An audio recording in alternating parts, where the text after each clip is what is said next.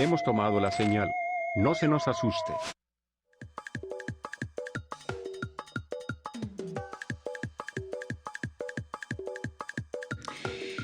La nueva masculinidad significa una presión social por que la mujer sea empoderado, o es una reivindicación de los derechos del hombre. Esa es la duda que nos planteamos, por lo menos yo sí la tengo. Ya vamos a hablar de ese tema el día de hoy. Y para justamente debatirlo, platicarlo, yo le agradezco mucho a Óscar Antonio Espinosa. Él es sociólogo por la Universidad de Sonora, pero además es facilitador en un grupo de reflexión exclusivamente para hombres. Óscar, mucho gusto. Buenas. Muy buenas. Michelle, muchísimas gracias por la invitación. Importante plantear este tema y qué bueno, pues agradezco mucho que tenga el interés de este tema. Efectivamente, hay, como bien mencionaste en el inicio, se está hablando de las nuevas masculinidades, ¿no? Pero muchos hablan de las nuevas masculinidades, sin embargo, se sabe poco, ¿no? O es como una suerte de plantear, efectivamente, hay toda una necesidad de parte de la sociedad, tanto no solamente de mujeres, sino también de hombres, de plantearse nuevas experiencias de vivir como hombre, ¿no? Sin embargo, esto de las nuevas masculinidades, muchas veces se ve un flyer donde está el hombre, no sé, haciendo labores domésticas, ya sea trapeando, ya sea lavando trastes, cargando al niño, ¿no? Ciertas labores domésticas. Sin embargo, es muy limitante esa visión y esa versión de las nuevas masculinidades que llaman, ¿no? Ahora, cuando hablamos de nuevas masculinidades, sin embargo, nos estamos olvidando de un punto central que tiene que ver, y hay que decirlo como es, el ejercicio de la violencia por parte de los hombres hacia las mujeres, ¿no? Las mujeres, por ejemplo, en la violencia intrafamiliar, por ejemplo, ahora que fue cuando empezó el aislamiento social, pues no es de extrañar que hayan incrementado los casos, ¿no? Hayan incrementado los casos porque había una convivencia. Y entonces ahí se exponenciaron todos los conflictos que tenían pendiente las parejas, se exponenciaron, y no solamente era contra la pareja, sino también contra hijos, contra hijas y otras personas con las que se cohabitaban, ¿no? Sí, de hecho, creo que los mismos números de autoridades lo arrojan. Los divorcios se dispararon después de la pandemia, ¿no? Las separaciones y todo tipo de delitos relacionados a la violencia familiar. Sí, y tengo que mencionar también que por experiencia propia, para mí también fue todo un reto. Y era un reto de plantearse esta convivencia que se tenía con la pareja, y había que poner sobre la mesa muchos temas, muchas cosas, porque tarde que temprano pues iban a salir a relucir en esta convivencia cotidiana. ¿Qué fue, Óscar? ¿Que nos leímos las cartillas, las verdaderas? Efectivamente. O sea, ¿nos quitamos la máscara como hombres y como mujeres? Nos quitaban las máscaras, bueno, cada quien asume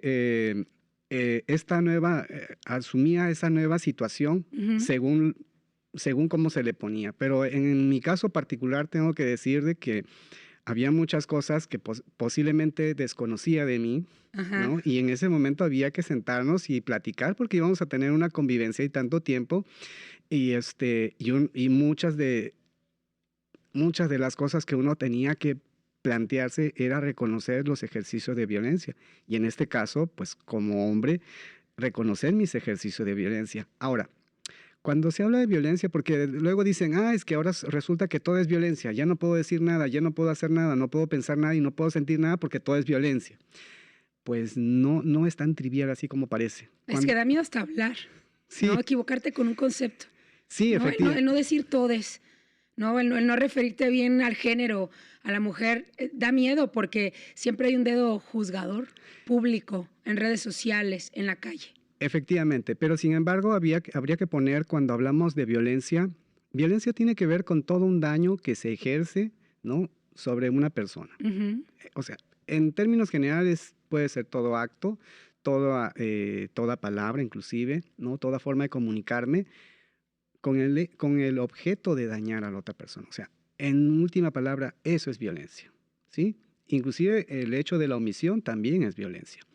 Ahora, cuando hablamos de violencia, en particular la violencia de género, no solamente es la violencia física. Un tiempo la violencia física, digamos, se visibilizó, inclusive habían campañas a nivel nacional donde se visibilizaba la violencia física, inclusive habían muchas periodistas, artistas que pues se maquillaban y Sí, claro. hacían ver los daños en este caso físicos de la violencia física, ¿no? Valga la redundancia.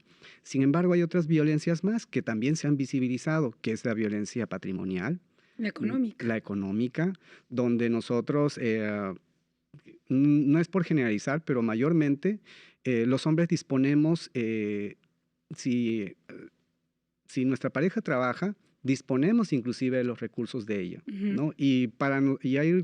Para nosotros, de nuestros ingresos, hay cosas que son, haga de cuenta, intangibles, ¿no? Eso no me lo toques porque es para mi fin de semana y eso es sagrado, ¿no? Y entonces nosotros los hombres muchas veces nuestros ingresos no compartimos, muchas de las cosas no sacrificamos nosotros, ¿no? Ahora, también está la violencia patrimonial porque pues a nosotros se nos hace fácil inclusive tomar el teléfono de nuestra pareja, tomar inclusive algunas documentaciones de ellas, ¿no? Tomar muchas cosas que les pertenecen a ellas y apropiárnosla, ¿no? Así es. También está algo que está muy normalizado en nuestra vida cotidiana, que es la violencia psicológica.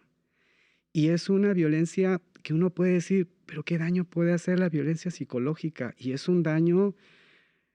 Muchas psicólogas, psicólogos, profesionales de la salud pública señalan de que esta violencia física, psicológica puede llegar a causar daños como si la persona estuviera en una zona de guerra, ¿no? Este estrés postraumático, estos muchos traumas que tiene la persona y esta inclusive la violencia física lo que hace es que la persona que sufre este tipo de violencia, a la final pierde esta capacidad de resistencia, pierde esta capacidad de reacción y pierde esta capacidad de poder, digamos, reaccionar ante estas situaciones, ¿no? Y entonces llega un punto en el que la persona colapsa y eso es poco a poco y es paulatino. Así que esa violencia psicológica, uy, mucho ojo, y está en el violentómetro. Sí, sin duda.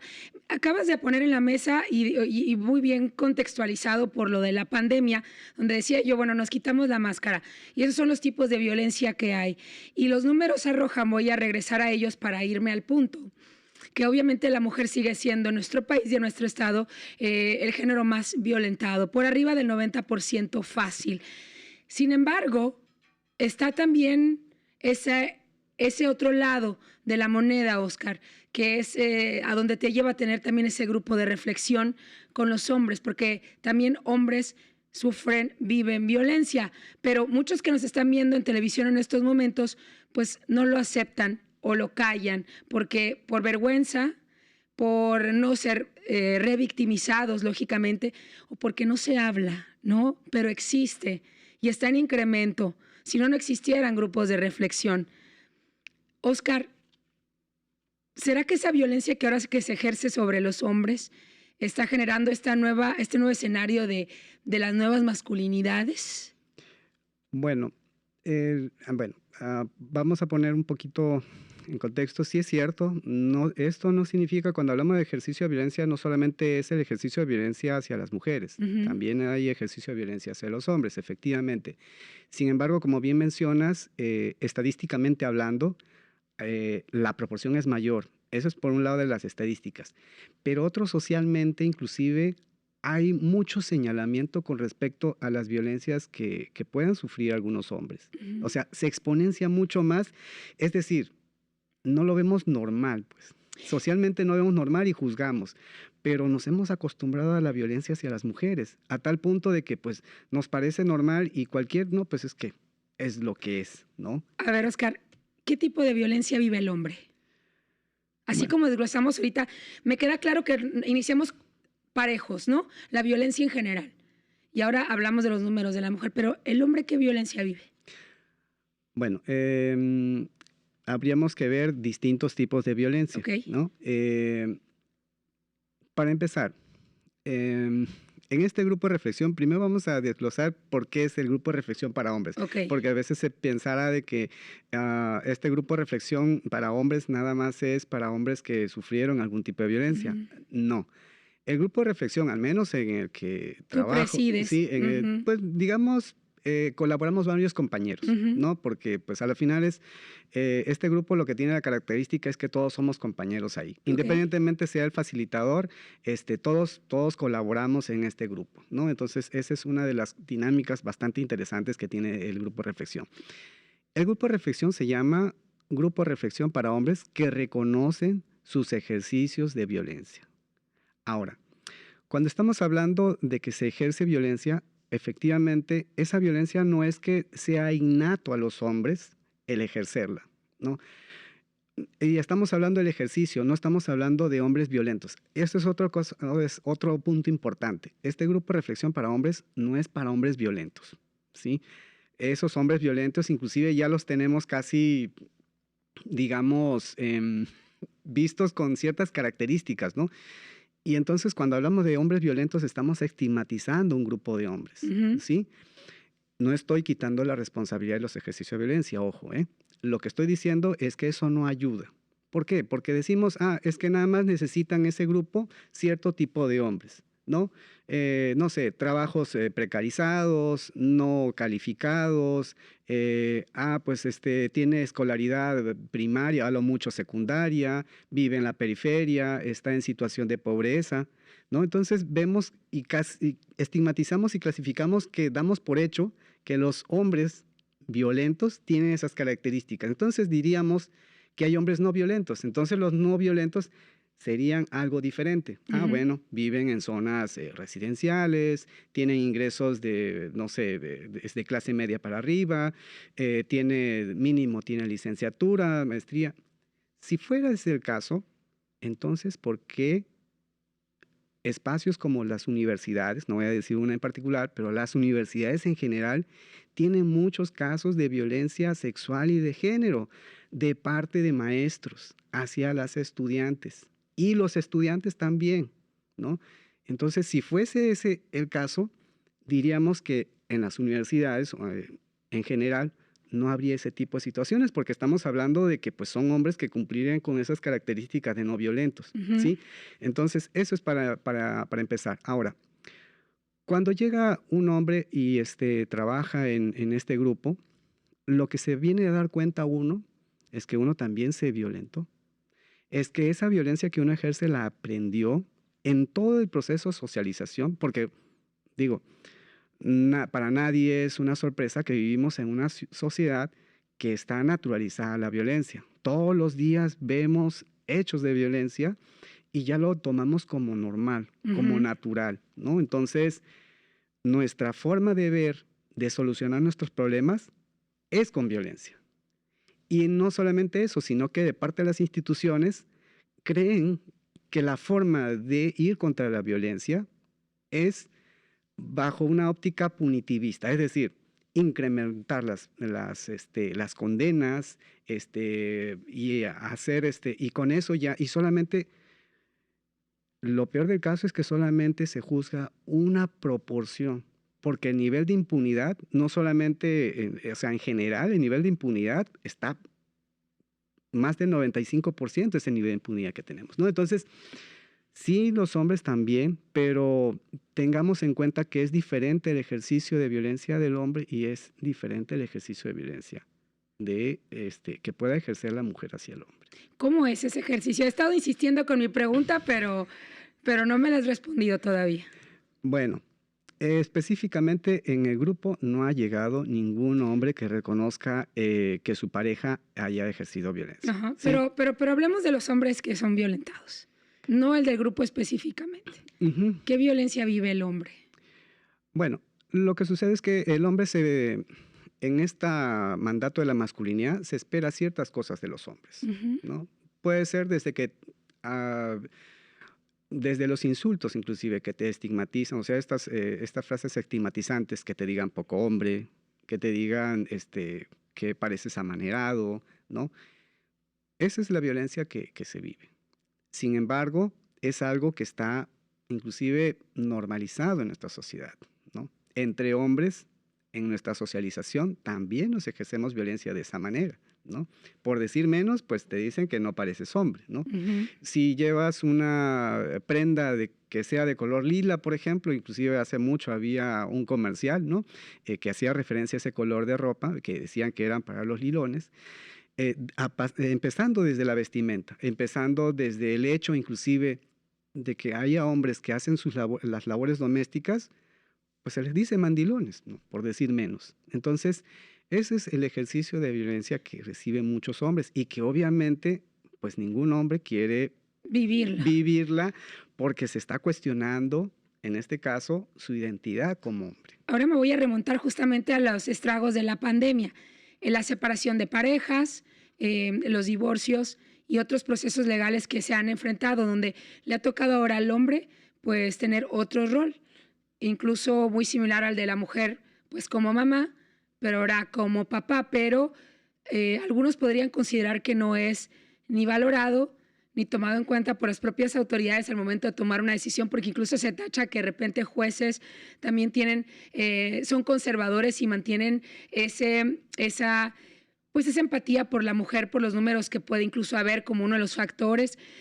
Pero ¿cuál es la situación del hombre cuando va adoptando también un rol como ese ahora después de una pandemia? Por ponerlo como ejemplo nada más. Hay muchas cosas que un hombre tiene que trabajar, ¿sí?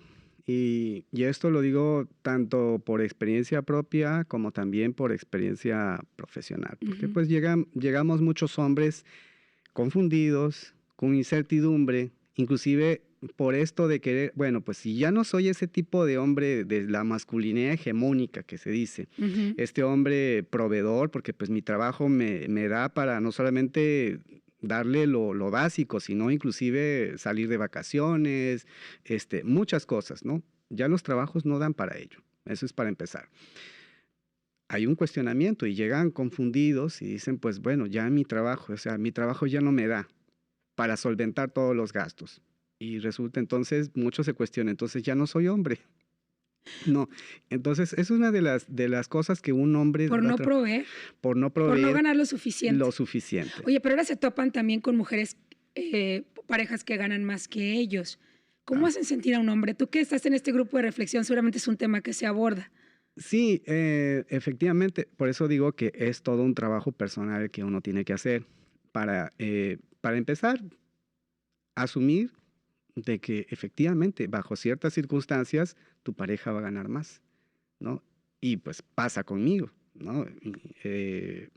Mi pareja es profesionista en la salud mental y llega un momento en el que sí, pero si lo asumimos, la relación de pareja, tal y como dice, parejos, entendemos de que hay entonces actividades a las que yo voy a tener que asumir y labores domésticas, y no por ello dejo de ser hombre, pero es todo un trabajo personal en lo particular. Yo cuando fui usuario, son muchas de las cosas que tuve que trabajar, ¿no? Y decir, pues efectivamente, a mí ahora me toca las labores domésticas. Como por ejemplo cuidar hijos. Cuidar hijos, las labores domésticas, cocinar, todos los trastes. Y claro, hay un momento en el que no te cabe ni en el cuerpo ni en la cabeza, que estás en un papel, pero llega un punto en el que pues este trabajo te ayuda a decir, bueno, son otras circunstancias y no por ello dejo de ser hombre, o sea, sigo siendo hombre, solo que hay una circunstancia diferente y yo tengo que asumir otras actividades precisamente para que la familia salga adelante, ¿no? Entonces, yo creo que son muchos de los trabajos que tienen que hacer muchos hombres y precisamente este grupo, por eso mencionaba, no es para hombres violentos, ¿no? Es para hombres que reconocen sus ejercicios de violencia, pero también buscan una alternativa, más allá de cómo se llame, se puede llamar, muchos hombres llegamos y de hecho no nos importa si se llaman nuevas masculinidades alternativas, masculinidades saludables, positivas, el nombre que quiera. Más allá del nombre, lo que importa es el trabajo personal. Y una vez que tiene trabajo personal, no solamente repercute a nivel personal, interpersonal, sino interpersonal y a nivel social también. Oye, Oscar, pero a ver, ¿qué es lo que los mantiene unidos y haciéndose un grupo de reflexión en crecimiento? Aquí van dos preguntas. El hecho de que no se ejerza la violencia, hacer una verdadera reflexión, o también que la mujer ha estado ganando con mucha más rapidez y contundencia el campo que ocupaba a lo mejor el hombre.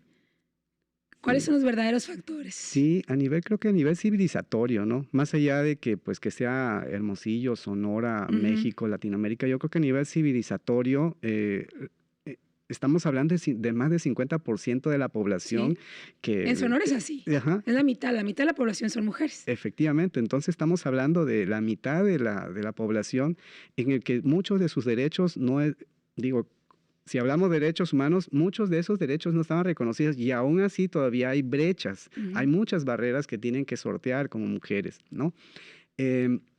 Bueno, eso es por un lado.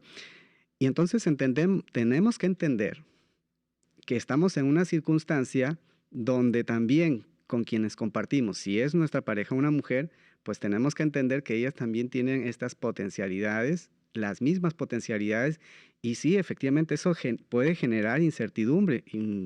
Lo digo por experiencia propia. Sí. Para mí me generó mucha incertidumbre, mucho miedo, porque pues la competencia, por ejemplo, para empezar en el campo laboral, pues ya es mayor, ¿no? Estamos hablando de que una mujer también puede, y es más, puede tener otras habilidades. Hasta mejores. Hasta mejores, ¿no? Entonces, yo creo que llegamos a un punto civilizatorio en el que o estamos caminando hacia la igualdad, la equidad y bienestar con las mujeres y también con otros hombres, o también hay el otro punto que hay muchas resistencias porque también hay ya el surgimiento de algunos grupos, y digo, inclusive en el ámbito político, muchos grupos conservadores, ¿no? Que todavía están exaltando este ideal del hombre hegemónico inclusive, ¿no? Y lo vemos en países muy desarrollados como Estados Unidos, por ejemplo, ¿no? Así es. Donde los grupos se hacen más fuertes y las líneas las bajan, ¿no? Que al final de cuentas yo voy a ser el candidato, yo voy a ser el que va a dirigir esto, y son hombres. Sí, las mujeres están ahí, pero las utilizan para el discurso, ¿no? Efectivamente. Porque siguen generando confianza, creo que es el lado amable, pero las decisiones fuertes las toman los hombres. Así es. No, bueno, digo, en América Latina, para no decir un país en el particular, en América Latina sucede, ¿no? Y sucede pues en Estados Unidos, como bien lo menciona, sucede en Europa, ¿no? Donde pues estos grupos supremacistas masculinos están, digamos, captando todas esas, se puede decir, todas esas incertidumbres, todas esas frustraciones e insatisfacciones de muchos hombres y les dan este modelo, esta regresión de la masculinidad hegemónica, ¿no? Entonces, hay también, ojo, no solamente es que la historia no es lineal, desgraciadamente no es lineal, ¿no? Hay sus pros y sus contras, así como hay grupos de reflexión para hombres, pues también hay estos otros grupos de hombres supremacistas, ¿no? Que también están resurgiendo. Conservadores, así es. Entonces, en resumen, podemos adelantar que, pues, por el lado, las mujeres ya tenemos el plano muy claro al inicio. Los hombres viven la misma violencia, es decir, son los mismos conceptos, es la misma definición, simplemente lo que cambia es el género. Ahora, es muy importante que menciones que tú tienes tu experiencia personal, ¿no? Porque es muy fácil estudiar, ser psicólogo, ser un terapeuta, pero también si no viviste la experiencia y no saliste de ella, pues es difícil que sientas esa empatía y puedas dar una solución a profundidad de un problema, ¿no? Imagino que tiene mucho que ver esto con la autoestima también. Sí, es una de las cosas que se va trabajando. Yo creo que hay muchos trabajos. El trabajo personal nunca termina, o sea, nunca nos vamos a graduar. Si alguien piensa de que, bueno, voy a un grupo de reflexión y un mes, y con un mes, como se dice en Sonora, es que no es gripa. Pues. Si fuera gripa, es más, inclusive creo que podemos crear un medicamento y ya con eso se te quita, pero no. Esto tiene que ver con un trabajo personal a profundidad. Y lo digo por experiencia propia, cuando ingresé, luego quise profundizar más, tuve la fortuna de coincidir y también tuve la fortuna de quienes me hayan dado las facilidades de poder ingresar a una capacitación de un año, con gente mucho más experta, no solamente a nivel nacional, sino también a nivel internacional. Coincidimos muchos y muchas también, porque también hay mujeres que tienen grupos de reflexión para hombres, que trabajan con hombres. Y entonces lo que uno ve es que esto que se empieza no se acaba. Y como bien dices, Michelle, efectivamente, el hecho de haber hecho uno el trabajo personal, porque esto no se trata, al menos en lo particular pienso, y coincido con mi maestro Roberto Garda, que no se trata solamente de tener una sapiencia técnica y profesional, sino también se trata de trabajo personal. Ujú. Entonces, en la medida que uno haga el trabajo personal, en este caso como facilitador, en esa medida uno puede entender y puede saber y adecuar inclusive cuál puede ser la ruta para otros hombres, ¿no? Y quiero decir que en cada sesión también yo participo, es decir, Ujú. no solamente dirijo hagan de hecho todo es práctico, hagan este ejercicio y no, también entro y me sigo dando cuenta de muchas cosas, voy resignificando muchas cosas de las que ya concebía como estaba acabado y lo resignifico y muchos compañeros también hacen lo mismo. Lo importante de este grupo de reflexión que está en la Universidad de Sonora, de hecho, para quienes estudiantes que quieran ingresar, es gratuito para empezar. Ujú. Muchos de los que son asistentes son jóvenes.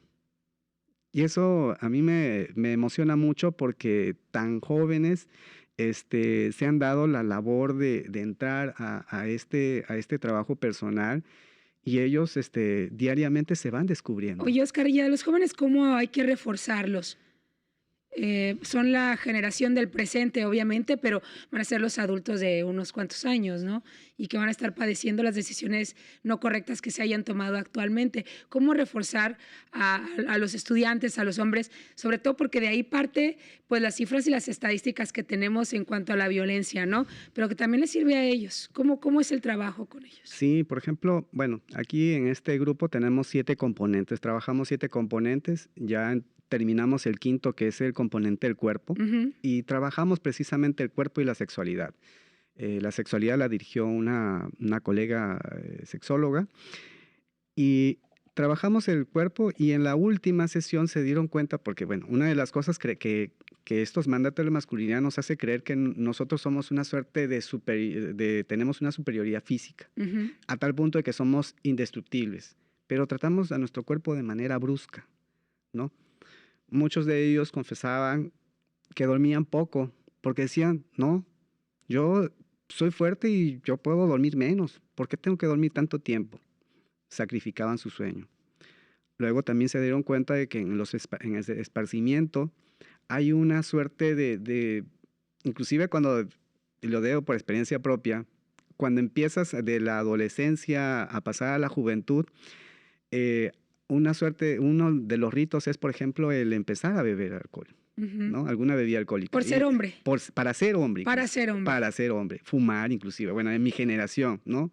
No sé cómo sea, posiblemente sea la misma, pero era como una suerte de rito de iniciación entre adolescentes, ¿no? Nos juntábamos de la secundaria, éramos unas, ¿qué? 7, 8, y a ver, ¿no? ¿Quién dura más, por ejemplo, bebiendo, ¿no? Entonces, en nuestro esparcimiento también, estos mandatos de la masculinidad también repercute. ¿Quiénes beben más?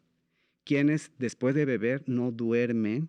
O sea, siguen bebiendo durante horas y inclusive se vanaglorian de que beben tanto y luego no duermen. Luego también se dieron cuenta en los cuidados de su cuerpo, es decir, su alimentación. Muchos de ellos sacrifican la alimentación, se brincan o el desayuno o la comida o la cena. Y entonces eso trabajamos y ellos empezaron a dar cuenta de los daños que estaban ocasionando a su cuerpo. Y no solamente eso, sino que ya empiezan a sentir estos estragos, ¿no? O sea, a tan jóvenes. Estamos hablando entre 20 a 25 años. Imagínate, 20, 25 ya sentir estragos, pues no quiero pensar cuando ya tengan 50 años, ¿verdad? Sí, pero como bien lo mencionas, es parte de ser hombre, Es parte de de la ser hombre. etiqueta de ser hombre, ¿no? Así es. Y entonces ahora lo que hicimos en los ejercicios es reconocer que efectivamente hay una fragilidad, y no una fragilidad en el sentido de que seamos frágiles, sino una fragilidad en el sentido de que si yo en un arranque de ira golpeo una pared, ¿no? Para descargar mi furia, mi coraje, mi impotencia, pues lo que va a suceder es que pues me voy a lastimar las manos, los puños, y puede fracturarme inclusive los huesos de la mano. Entonces, eso es lo que nos venimos a dar cuenta. Nos venimos a dar cuenta también de que nuestra forma de conducir un vehículo, es decir, porque muchas veces Rápido. apelamos a que tenemos una suerte de mayor sapiencia al momento de conducir, mayor pericia Que las mujeres. que las mujeres, por ejemplo. Y entonces eso también nos pone en una situación de riesgo, y las estadísticas están de que los jóvenes varones son los que tienen una muerte por estos accidentes de tránsito de manera aparatosa. Es muy interesante lo que planteas porque, haciendo yo mismo una reflexión de lo que mencionas, tienes razón, mucho del actuar es por esa condición de sentirse hombre y por este lado de sentirnos mujeres, ¿no? Así es. Y tan simple como llevarlo a un accidente de tránsito, y efectivamente el mayor número de las personas que más se accidentan derivado de manejar rápido, manejar alcoholizado, son hombres. Así es. Que seguramente lo hacen pues porque son hombres y pueden hacerlo, ¿no? Sí, porque pues que imagínate cómo me vería yo Manejando como mujer, sí, como la tía. Sí, o diciendo, no, ¿sabes qué? Me siento mal y no sé, me podría quedar a dormir en tu sofá y pues ya mañana que me sienta bien. Pero es que es lo racional. A la final es lo racional, pero sin embargo, estos mandatos de la masculinidad que, como digo, son lo que hemos aprendido desde que nacemos. Es más, inclusive estas características que tú que mencionabas, por ejemplo, ¿no? Es decir, si es hombre, va a ser fuerte, y tiene que ser fuerte, y tiene que aguantar. Ah, pues, ¿cómo? Y no puede llorar. Sí, no puede llorar. Y si es mujer, pues sí, pues es que es mujer, va a ser débil, ¿no? Entonces, ¿cómo desde desde nuestro sexo biológico ya vamos determinando si eres hombre, pues vas a aguantar, y si eres mujer, no, porque eres débil? Y entonces a partir de ahí viene toda esta, digamos, si se quiere, es un punto de partida de lo que es nuestra vida hasta el momento. ¿Y a quién le podemos echar la culpa, Oscar? Pues no hay nadie de echar la culpa, más bien lo que tenemos, qué bueno que tocas el punto, porque una de las Para cosas... empezar a ver si generamos algún cambio de conciencia en esta charla. Sí, y qué bueno que tocas el punto, porque una de las cosas que trabajamos en el grupo de reflexión es la responsabilidad. Y la responsabilidad es diferente a la culpa, ¿sí? Cuando hablamos de culpa estamos diciendo que algo o alguien es el causante de todos los males. Sin embargo, cuando hablamos de responsabilidad es, ok, ¿qué parte de eso me toca a mí? ¿Qué parte de una situación conflictiva me toca a mí? Por eso es que hablamos reconocimiento de ejercicio de violencia, para empezar por ahí. Yo reconozco, y no significa que diga, no, pues es que yo tuve la culpa de todo, pues ¿para qué hago eso? No se trata aquí de echarse la culpa. Aquí lo que se trata es de asumir la responsabilidad. Efectivamente, hipotéticamente puedo decir, no tenía por qué haber gritado a mi pareja, por decir. Sí, ella me dijo una grosería, pero eso no me da derecho a gritarle. Lo que pude haber hecho, y eso es algo que trabajamos en la comunicación, por ejemplo, era, ok, la verdad que a mí no me gusta que me digas groserías, ¿no? O sea, la verdad no, si yo te digo una grosería, pues tampoco te va a gustar, ¿verdad? Entonces llegamos a ese punto de la comunicación, pero sin embargo muchas veces los hombres lo que hacemos es justificarnos como ella, siendo mujer, y no, me va a decir una grosería, y entonces nosotros justificamos, ahora sí, va la mía, ejercemos violencia. ¿Y por qué la apretaste del brazo? Porque ella me dijo tal por cual, ¿no? Entonces, y así viene esta retahíla. ¿Pero se trata de un ejercicio de aguantar vara? No se trata de un ejercicio de aguantar vara. Más bien lo que se trata aquí es que nosotros podemos desarrollar esta capacidad de negociar. Es lo que trabajamos inclusive en la negociación. Nosotros negociamos, aprendemos a negociar, y no se trata de aguantar vara, como mencionas, sino que si me dice, ok, simplemente lo que yo hago, te puedo así en corto. Sí. El ejercicio, ok. ella me dijo de tal manera, yo me sentí de tal manera, hago mi hojita, que es lo que hacemos nosotros, lo ensayamos, luego vamos y le decimos, ¿sabes qué? La verdad que yo me sentí de esta manera cuando me dijiste de esta manera. Y la verdad, me gustaría que en futuras ocasiones, eh, si tienes algo que decirme, pues dímelo de otra manera. Podrías, digo, el diccionario es amplio, puedes decirme de otra manera, ¿no? Tal vez que a ti te molesta, o sea, te molesta mucho que yo haga esto, tal por, ¿no?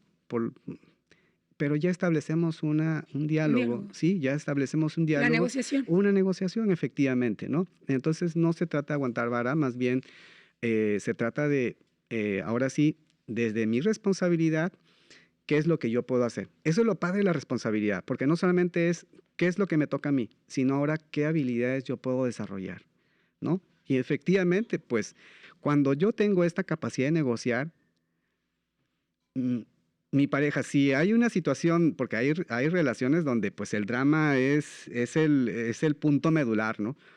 Pero si yo quito el drama a la relación, pues mi pareja va a decir, ¿qué le pasó? Es decir, siempre le pongo ahí, no sé si pueda hacer esta metáfora. Hay una caricatura que se llama Batman Lego. Ajá. De pronto el guasón se entrega, no solamente él, sino que toda la pandilla. Y dice, pues me entrego. Y Batman, ¿cómo que te entregas? Sí, me entrego y ya se acabó la fiesta. Ya yo no soy ni tu archienemigo ni nada. Y entonces le quitas la chamba. Batman se queda sin chamba. ¿Y qué tiene que hacer Batman? Pues tiene que vivir de otra manera porque ya no hay un supervillano. Es lo mismo. Si le quitamos el drama a la relación, puede ser de dos sopas.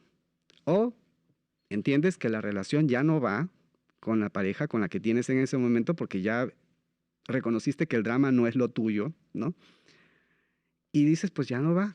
O la otra es que tu pareja también cambie. Y diga, no, pues ya, o sea, el drama ya no es con él. Él me está invitando a dialogar. Él ya no está en ese modo en el que yo sé ya qué voy a hacer, ¿no? Entonces hay un cambio. Oye, Oscar, y todo lo que platicas viene desde el tejido social, es decir, lo que se puede hacer de manera personal, incluso para tomar decisión, pues yo ya no quiero estar con esta persona porque no quiere cambiar, porque no quiere negociar, porque no quiere entrar a esta dinámica de comenzar a solucionar pues nuestros problemas, sigue ejerciendo violencia o lo que yo catalogo como violencia. Puedes tener el saldo que tú deseas, ¿no? El positivo, el negativo, pero bueno, tú tomas la decisión. Pero ¿qué pasa cuando esto no depende de ti?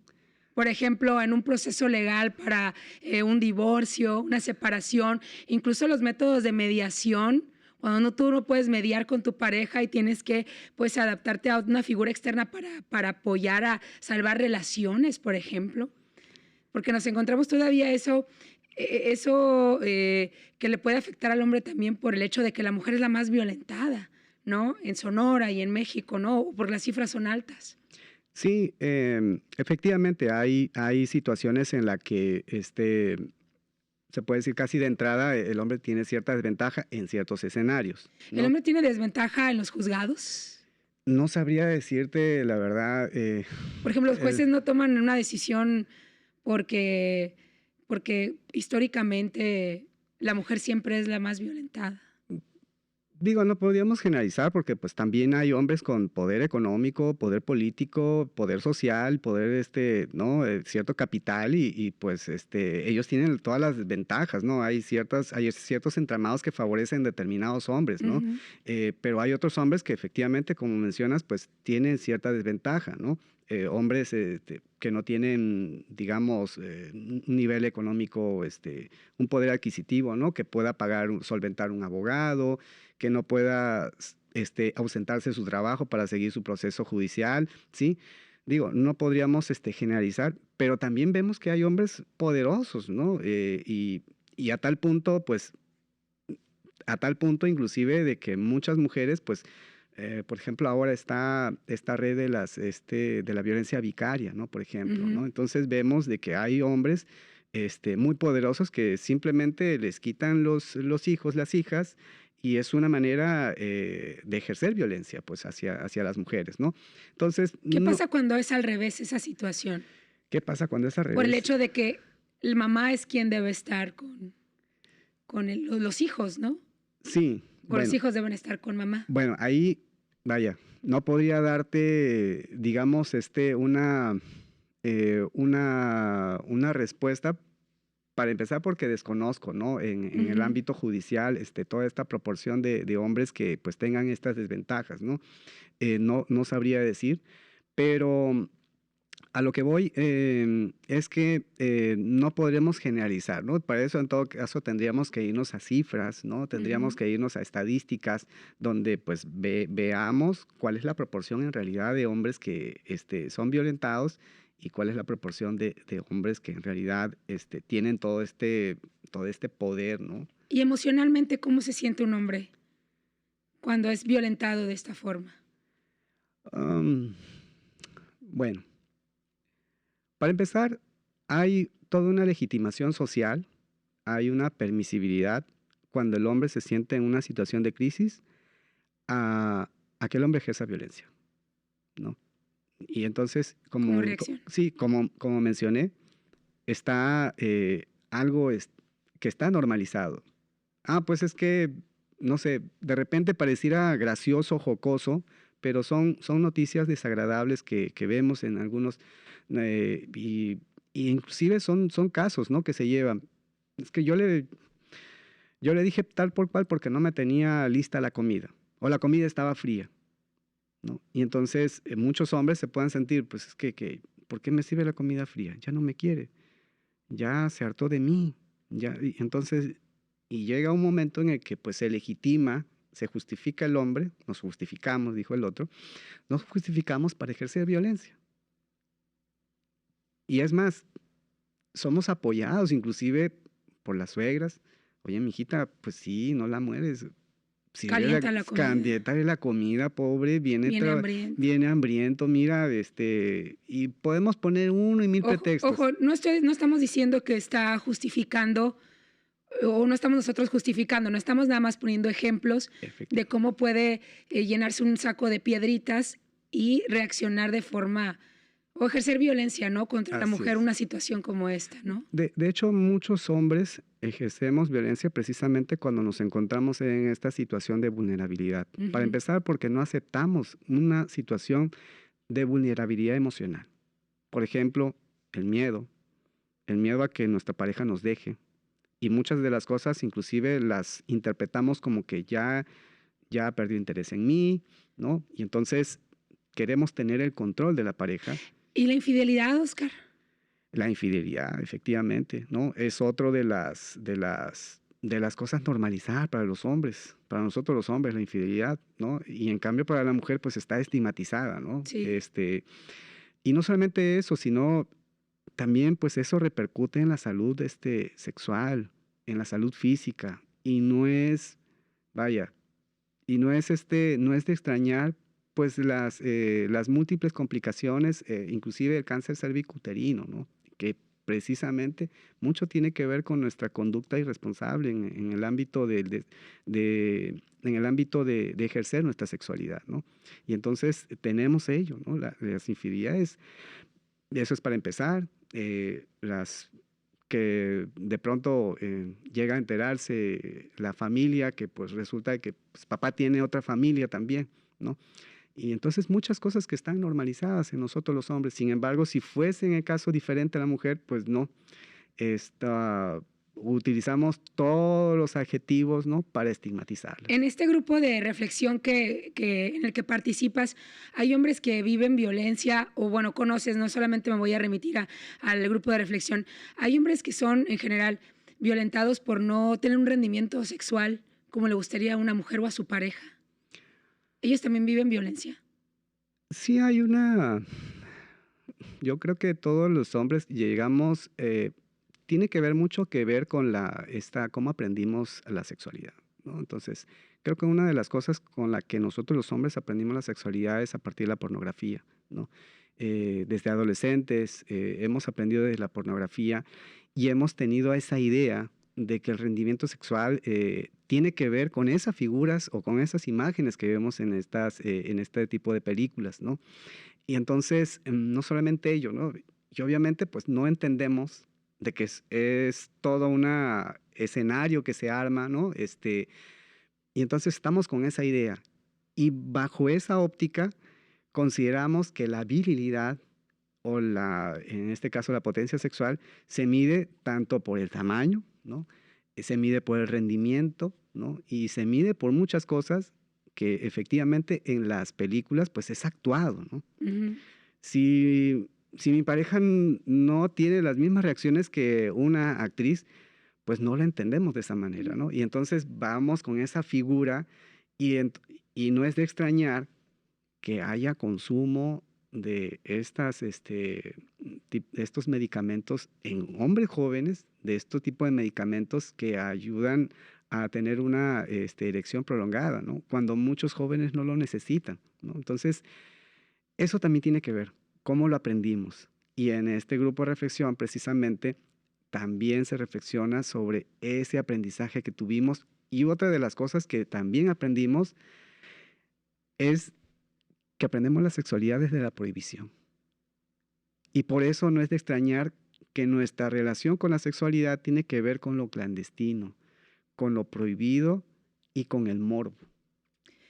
Oye, Oscar, y es tiempo, porque no hay números, lo mencionas, y además es apabullante si comparamos ambas cifras, pero ¿será que es tiempo de que el hombre, justamente porque va en incremento los casos de violencia que están viviendo, o porque se están incrementando grupos de reflexión, o porque ahora está tomando mayor participación el hombre en las mesas donde se debate la violencia también en general, muy similar a la mujer, de que levanten la voz? ¿Tú crees que lo hagan? ¿Lo pueden hacer? ¿Lo deberían hacer? Bueno, a ver. En lo particular, cuando fui como usuario al grupo de reflexión, bueno, sí era un grupo de reflexión, pero es de PAVIF, de hecho, pues es una institución pública que depende de la Secretaría de Salud de Sonora, Ujú. y que tiene una larga experiencia en trabajo con hombres. Sin embargo, este grupo es para hombres que ya van con una orden judicial, ¿no? O sea, imagínate todo lo que tiene que pasar una mujer para que al fin su pareja o la que fue su pareja, ¿no? Vaya a un grupo. O sea, tiene que haber una orden judicial. Llegamos hasta ese punto. Una orden judicial para obligarlo a ir a 26 o 52 sesiones. Eso es por un lado.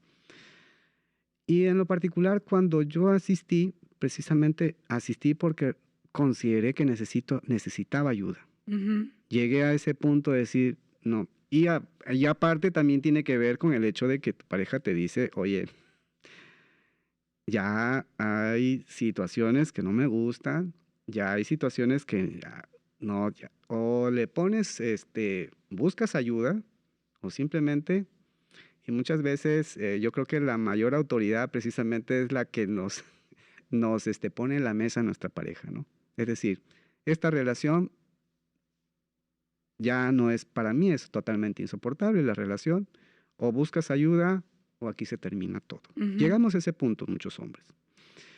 Y efectivamente,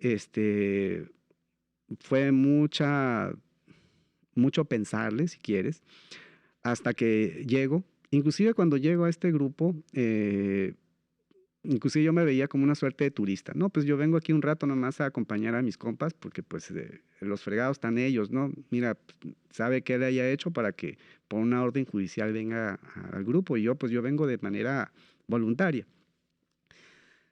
Sin embargo, ya será como la tercera o cuarta sesión, empecé a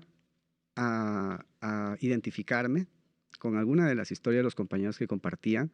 Y entonces empecé a identificar que efectivamente no hay violencia chiquita ni hay violencia grande. Es violencia en general. Y en ese sentido, creo yo que los hombres no tanto vamos en una suerte de víctimas, ¿no? Y aquí no se trata de víctimas o victimarios. A ver, yo iba a ese punto, porque seguramente algunas personas que nos están viendo van a pensar, bueno, los que están en ese grupo o lo que está promoviéndose desde ese grupo es que, mira, viene con una orden judicial por algo, ¿no? Pero me están queriendo decir, o estoy entendiendo como mensaje, de que él hizo algo porque lo provocaron.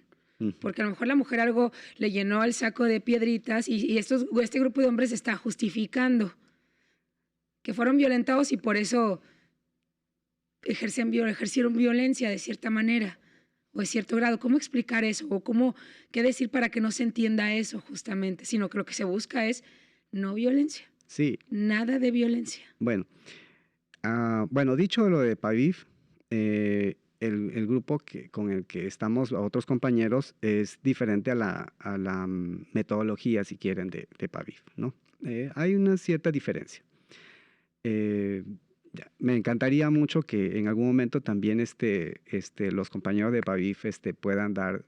Yo tengo buena experiencia con los psicólogos, con quienes dirigieron, o sea, con ellos no tengo. Sin embargo, considero yo que a nivel institucional se puede hacer muchísimo más, mucho más. Bueno, dicho esto, en el caso de nosotros, este grupo de reflexión en la Universidad de Sonora, todos los compañeros vienen por voluntad propia. Vienen por voluntad y una de las cosas es que ellos quieren, como jóvenes, quieren encontrar otra forma de vivir sin ejercer violencia. Primero trabajamos el reconocimiento, bueno, porque si no reconocemos un problema, pues no podemos trabajar, o sea, simplemente pues no hay problema, ¿no? Entonces, primero eso es lo que trabajamos. Y ya cuando están en este grupo, no tanto es para justificarnos, sino más bien cada uno de los ejercicios es para empezarnos a darnos cuenta. Y a partir de darnos cuenta decir, ok, y no solamente darnos cuenta, sino también comprender por qué ejercemos violencia. Y cuando decimos que todo esto lo aprendimos, no es una justificación, sino más bien es una comprensión de que nadie nace siendo violento, entre comillas, sino más bien en nuestro proceso de socialización, lo que aprendimos es que la forma de solucionar los conflictos es con violencia, porque lo aprendimos en casa, lo aprendimos en la comunidad, lo aprendimos en la escuela. Antes se llamaba carrilla lo que había en la escuela, hoy se llama bullying, ¿no? Y entonces llega a estos niveles de violencia tal, ¿no? Y entonces aprendimos todo ello, como ya lo tenemos aprendido insertado en nosotros, sabemos el daño que ocasiona. Si a mí, por decir, me decían el prieto en la escuela, yo sé la carga que trae el decir prieto. Y entonces me va a hacer, y ya sé el daño que ocasiona. Y por tanto, cuando yo le diga a otro que se llama de una coloración más oscura que yo, pues si yo le digo prieto, ya sé el daño que va a ocasionar. Y entonces, el punto está en que empezamos a reconocer, ok, en algún momento me dijeron prieto y yo ejercí violencia, posiblemente mi pareja, que era una coloración más oscura, y para mí, inclusive como chiste, ahí está la prieta. Pero sé el daño que ocasiona. Aunque lo diga de broma, es un daño que ocasiona. Y entonces ahí comprendemos efectivamente, ok, empezamos a comprender que no solamente es una violencia por razones de género, sino también es una violencia que tiene cargas de racismo, que tiene cargas de diferencias socioculturales, que tiene cargas de diferencias socioeconómicas, que tiene cargas porque ella viene de un pueblo y yo estoy en la ciudad. Yo estudié la licenciatura y ella no estudió ni siquiera la preparatoria. O sea, hay muchas cargas. Además de la violencia de género, hay otros elementos, ¿no? Y esto es lo padre de trabajar con esta metodología. Ahora, el punto inicial es justamente este nuevo tipo de, pues no quiero llamarle esquema. Bueno, sí, es como un esquema de trabajo para evitar o erradicar la violencia que está muy marcada, obviamente, en nuestro estado. ¿Qué mensaje tú darías a los hombres que justamente evitan ejercer la violencia adoptando roles que son cotidianamente de mujeres, como ya lo decíamos hace un momento, cuidar hijos, estar en casa, lavar platos, por diferentes circunstancias? ¿Cuál es el mensaje que se le tiene que enviar a ellos desde el punto de este grupo de reflexión? Sí, precisamente las nuevas masculinidades difunden esa imagen de que pues cuando ya lavas trastes y ya barres, ya cuidas a los niños, ya dejaste de ejercer violencia. Desgraciadamente no. Lo digo por experiencia propia y lo digo por experiencia de otros hombres. No. No basta con algunas acciones. O sea, Cuando se trata de una nueva forma de vivir sin ejercer violencia, es todo un trabajo personal. No es una cuestión de, hoy empiezo a lavar trastes y ya con eso ya se me quita. No, inclusive puedes lavar trastes y puedes echar madres porque te molesta estar lavando trastes. Ujú. Y estás ahí enojadísimo, por no decir otra palabra, estás enojadísimo lavando trastes y estás diciendo, pero pues ¿quién me tiene aquí lavando trastes? Y ahí está tu pareja y te está escuchando. Y obviamente, pues, estás ejerciendo violencia porque, o sea, tú estás haciendo algo, sin embargo, estás causando una incomodidad en tu pareja. Y dice, ¿sabes qué? Mejor no laves trastes, no barras, no cuides al niño. ¿Sabes qué? Estamos como antes estábamos, vete a tu recámara, ponte a ver un deporte, échate tus cervezas y nos la llevamos tranquilos. Y entonces muchas veces la mayor violencia que sufren las mujeres es cuando asumimos estos roles de hacer las labores domésticas, pero no hemos hecho un trabajo personal. Mi invitación Porque sería lo hacemos de forma forzada. forzada, enojados. Y si estamos barriendo y vemos al perro mal parqueado, también le pasamos la escoba. Y si está nuestra pareja ahí sentada, también le pasamos la escoba por el pie, ¿no? Porque estamos enojadísimos y enojados ejercemos violencia. Y no entendemos inclusive por qué estamos enojados y nos justificamos. Claro, pues a mí ¿quién me tiene lavando trastes? ¿Quién me tiene? Y no solamente eso. Ya quisieran tener un esposo como yo que hace todas estas labores domésticas. No me valoras, no sabes lo que tienes, ¿no? Y entonces es la carga mucho mayor para una mujer el tener a su pareja haciendo labores domésticas y no ha hecho un trabajo personal. Estabas a punto de hacer una invitación, ya estamos casi cerrando. A ver, ¿cuál sería la invitación? La invitación es que sí se puede vivir de manera diferente. Hay un lema que tenemos ahí, en algún momento teníamos un espacio, Ana y yo, y el lema era, al menos en mi parte, era que si tú cambias, todo cambia. Y efectivamente, pero el cambio tiene que empezar de uno. No podemos esperar a que mi pareja cambie, nunca va a suceder eso, nunca va a suceder. Es decir, esperar que las cosas cambien de fuera. Primero tenemos que hacer este trabajo personal. Para tener un nuevo modelo, y aquí otra cosa importante para cerrar. En este grupo de reflexión no decimos cómo es que debe ser un hombre que ejercer violencia. No hay un modelo. Eso es lo padre. En la experiencia propia encontramos la raíz del problema. Pero también como encontramos la raíz del problema, lo vemos, también encontramos la solución. Y entonces, cada hombre construye sus prácticas, sus ejercicios de equidad e igualdad a partir de su experiencia personal. No hay un modelo que diga, es que mañana tienes que hablar de esta manera a tu pareja. No. Cada quien en los ejercicios que hacemos ensaya y dice, ok. Y nos cae, no es que les cae, nos cae a todos el 20 de que si lo hubiera hecho de otra manera, que sí hay otra manera diferente de hacer las cosas. Y entonces cuando veo que lo hago de otra manera, todo cambia. Y te puedo decir, por ejemplo, en una ocasión un compañero compartió, hablábamos acerca de las dependencias. Los hombres somos muy dependientes, ¿sí? Aunque no parezca.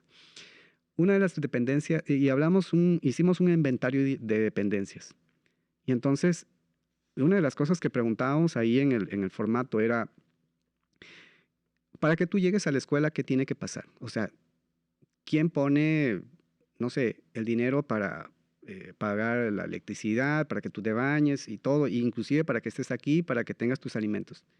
Y vimos que todos tenemos dependencia. El compañero se dio cuenta y se quedó, y nos quedamos así como que así como los cachorros que se les revientan los ojos y de pronto pueden ver, así nos quedamos. A la siguiente semana compartió de que le agradeció a su mamá todo el esfuerzo que cotidianamente realiza, porque estamos hablando de un joven de 20 años, todo el esfuerzo que ha realizado durante 20 años para que él esté en la universidad estudiando una carrera. Se dio cuenta. Se dio cuenta. Se dio cuenta. Oscar, yo te agradezco mucho. El grupo de reflexión lo pueden encontrar en la Universidad de Sonora. Platiqué con Oscar Antonio Espinosa, sociólogo por la universidad y facilitador en este grupo de reflexión para hombres. Y lo que me queda claro, para cerrar, es que no se trata de nuevas masculinidades entonces, ni de que la mujer ahora esté en un escenario de mucha más fortaleza. Se trata, a final de cuentas, de que se tienen que respetar los derechos de ambos, de las mujeres y los hombres, y comenzar de una buena vez a transitar. Y algo importante, no solamente hay grupo de reflexión para hombres, hay también grupo de reflexión para mujeres en la Universidad de Sonora, y pues sí me encantaría mucho si en algún momento invitas a Ana, porque tenemos que caminar juntos. Y muchas veces se ha entendido el empoderamiento como el asumir los roles masculinos. Y el empoderamiento, de hecho hace poco un compañero decía, me estoy dando cuenta que el empoderamiento es apropiarme de mí y empoderarme de mí. Es decir, reconocer quién soy yo. Eso es empoderamiento. Y pues, o sea, dije, caray, pues bienvenido, le digo, y pues gracias porque también me refuerzas todo lo que yo he reflexionado, pues veo que tú también lo reflexionas de la misma manera, que el empoderamiento es ese, no es el empoderamiento, es ¿cómo se llama? Que tenga género. Que tenga género, ¿no? Entonces... Se trata de algo personal. Se trata de algo personal. Bien. Hay grupo de reflexión para mujeres, también están invitadas las compañeras, igual a contactarse con Ana Romero, y es una iniciativa personal, ciudadana, y pues al que todos estamos invitados, creo. Bien. Oscar, muchísimas gracias. Michelle, muchísimas gracias. Un gusto platicar contigo y hacer una reflexión de este tema. Yo también bastante emocionado, la verdad que se me hizo corto el tiempo, pero vaya, yo creo que sí he pasado buen tramo de la conversación, claro. Y muchísimas gracias. Al contrario, Oscar, gracias a ti. Nos despedimos entonces en el próximo episodio de Huachapuri.